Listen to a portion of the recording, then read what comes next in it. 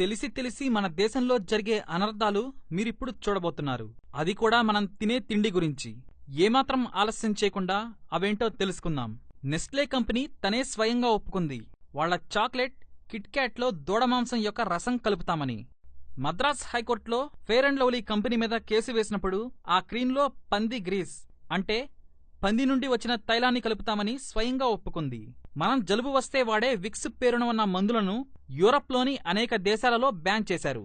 అక్కడ దీనిని విషంగా ప్రకటించారు. కానీ మన భారతదేశంలో రోజంతా టీవీలో దీని ప్రకటన వస్తుంది. లైఫ్ బాయ్ అనేది బాత్ సోప్ కాదు, టాయిలెట్ సోప్ కాదు. ఇది జంతువులకు స్నానం చేయించే కార్బోలిక్ సోప్. యూరప్లో లైఫ్ బాయ్తో కుక్కలు స్నానం చేస్తాయి. కానీ భారతదేశంలో 10 కోట్ల జనాభా దీనితో రుద్ది స్నానం చేస్తారు. కోక్, పెప్సీ నిజంగా టాయిలెట్ క్లీనర్స్ అని ఎప్పుడో నిరూపితమైంది. ఇందులో 21 రకాల వేరువేరు విష పదార్థాలున్నాయి. ఇంకో విశేషం ఏమిటంటే మన శాసనసభ క్యాంటీన్లో కోక్, పెప్సీ అమ్మకాలను బ్యాన్ చేశారు. కానీ దేశం నలుమూలలా దీన్ని అమ్ముతున్నారు. ఇక హెల్త్ టానిక్ అని పేరు చెప్పి అమ్ముతున్న విదేశీ కంపెనీలు బూస్ట్, కాంప్లాన్, హార్లిక్స్, మాల్టోవా, ప్రోట్నిక్స్. వీటన్నిటినీ ఢిల్లీలోని ఆల్ ఇండియా ఇన్స్టిట్యూట్ అంటే భారతదేశంలోనే అన్నిటికన్నా పెద్ద ల్యాబ్. ఈ ల్యాబ్లో పరీక్షించగా తేలిందేంటంటే కేవలం వేరుశనగ పిప్పి నుంచి తయారవుతుందని. అంటే వేరుశనగ నుంచి నూనె తీయగా దాని వేస్ట్ మిగులుతుంది. దానిని గ్రామాలలో పశువులు తింటాయి. దానితో ఈ హెల్త్ టానిక్లు తయారవుతాయి. మరో విశేషం, అమితాబ్ బచ్చన్కు ఆపరేషన్ అయింది. అది 10 గంటలు జరిగింది. అప్పుడు డాక్టర్లు ఆయన పెద్ద పేగును కట్ చేసి తీసేశారు. డాక్టర్లు ఏం చెప్పారంటే కోక్, పెప్సీ ఎక్కువగా తాగటం వల్ల అది కుళ్ళిపోయిందని చెప్పారు. ఆ మరునాటి నుంచి అమితాబ్ బచ్చన్ వీటి ప్రకటనలు చేయటం మానేశారు. చాలామందికి పిజ్జా తినడంలో మజా వస్తుంది. సరే, అసలు పిజ్జా ఎలా తయారవుతుంది?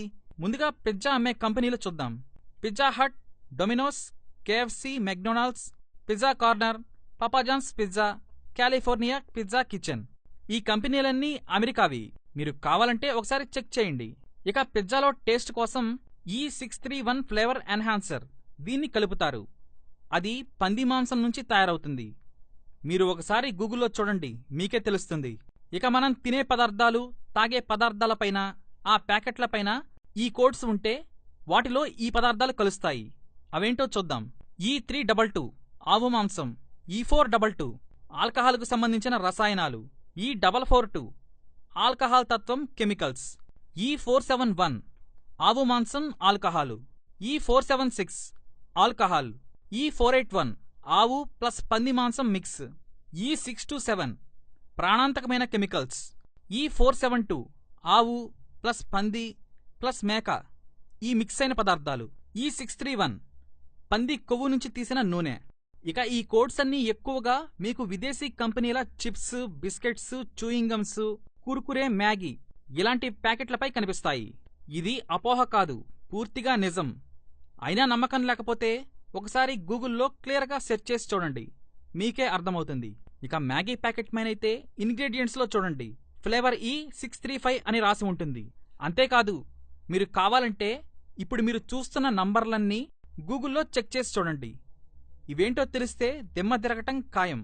భారతదేశంలో 121 కోట్ల జనాభాలో కేవలం 10% జనం 10 రూపాయల పళ్లరసాలు తాగితే నెలకి 3600 కోట్లవుతుంది.